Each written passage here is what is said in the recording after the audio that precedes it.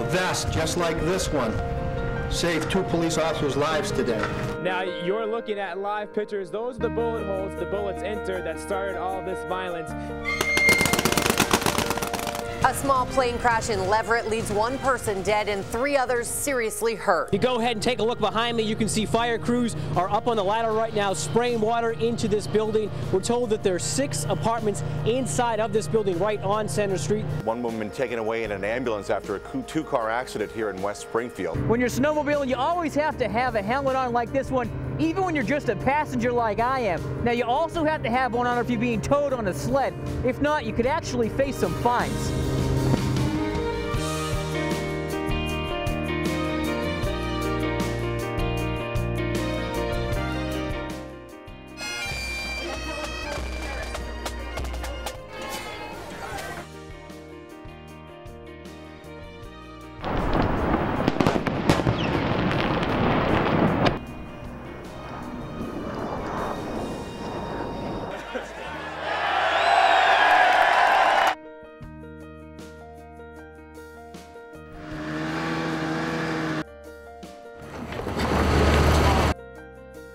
And up into your office or the area where the interview took place. Correct.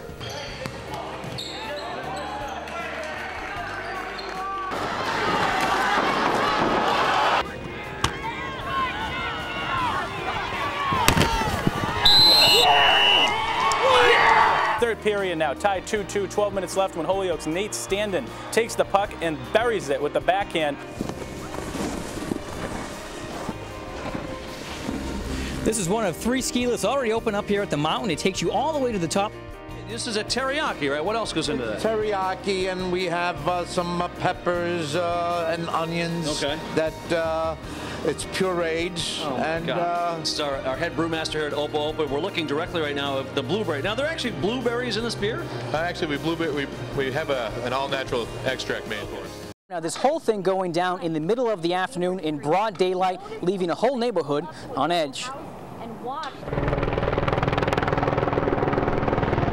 Heavy police presence Saturday afternoon after shots rang out on Cambridge Street. 2 police officers were shot, 1 state trooper, 1 Springfield police officer. Both are at the hospital, they're fine. The bulletproof vests saved their life. Police say the suspect, the same person who shot up a barbershop just down the street minutes earlier, killing 1 person and injuring another. There's nothing but smoke, coming out of the store from him shooting his gun. Marvin Perez was at the convenience store right next to where the first shooting happened on State Street. I hear some shooting going on in the store, and I seen the guy come out with the gun, shooting and stuff. So me and my friend, we flew down that street right there. Perez arriving at his family's Cambridge Street home where shots once again ring out a short time later. His sister Justina hearing it all. There was just a lot of shots, and then that's when it happened. So I was looking outside of my window. Witnesses say they saw a black man, a woman, and a baby in a car that was stopped by police. Investigators examining that tan car for much of the afternoon. He was shooting at the cops, and the cops, I think he ducked into the trunk. And so he was hiding in there with the thing close, and then the police surrounded the car and made sure everything, so they opened the trunk. I think they shot at him. The guy was on the ground, and the ambulance showed up, and they put him in the ambulance. Josefina Perez, mother of the 2 witnesses, raced home when she found out. And now it seems like no matter how far I try to keep my kids from it, it still is around here. Tricia, downtown Chicopee here on Center Street remains closed at this hour. The streets are flooded. Several are homeless. You can see behind me, crews are still working to put out that fire at this hour. For all involved, they say it's been a very long day. Flames shoot out a downtown Chicopee building. They just came in, put a big ladder to my windowsill and took me out. Ildefonso Figueroa was inside when the fire started. Crews pulled him out of the burning building from a 3rd-floor window. I couldn't get out because there was smoke all up and down the hallway. I tried to go downstairs, but I couldn't breathe, I couldn't see, I felt heat, so I ran back inside the apartment building and waited for them to come get me. Officials say the fire started around 5:30 Saturday night at 23 Center Street, right in the middle of downtown Chicopee. As crews continue to put out the fire several hours after it broke out, the nearby Munich house and apartment buildings behind it were evacuated out of fear that this fire could spread. I have no idea whatsoever. I'm just standing here waiting to see what happens.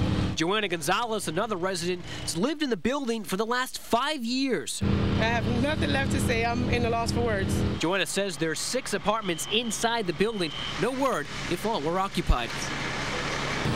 Back out live, you can see the front of the building is pretty much caved in. There are 3 ladder trucks high above shooting water down onto it at this hour to contain that and put out any possible hot spots. The state fire marshal tells me that they're expected to be on scene for the rest of the night. Also on scene is the Red Cross. They're telling me that they're not only assisting the victims that lived inside this building, but they're also assisting the victims that lived in the other buildings that had to be evacuated. Talia, we're here at the Cumberland Farms on Grove Street in Chicopee, where as you can see behind me, it's still a very active scene as police continuing to investigate. And like you said, one person did die as a result of this accident. That person was inside the store at the time.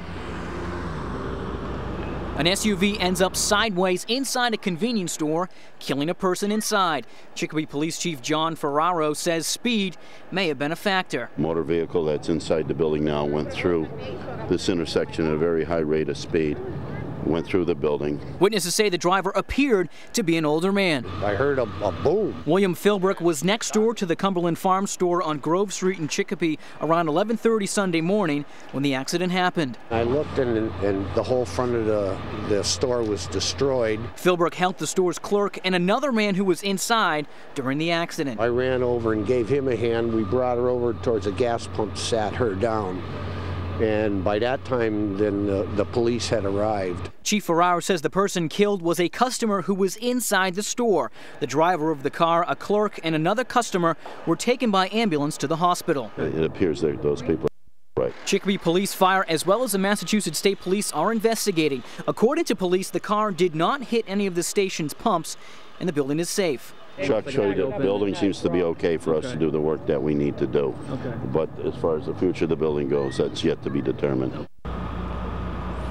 Back out live, you're looking at the SUV, which was just pulled out a few moments ago. It had been in there for over 6 hours. Now, again, one person did pass away as a result of this accident. The chief tells me that person's name will not be released until tomorrow morning. That's the latest here in Chicopee. Talia?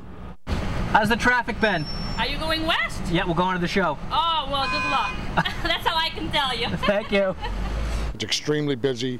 91, the turnpike, everything's backed up. Everyone's headed that way. Bumper to bumper, gridlock, stop and go. We've been here for 45 minutes and we still haven't got through this light.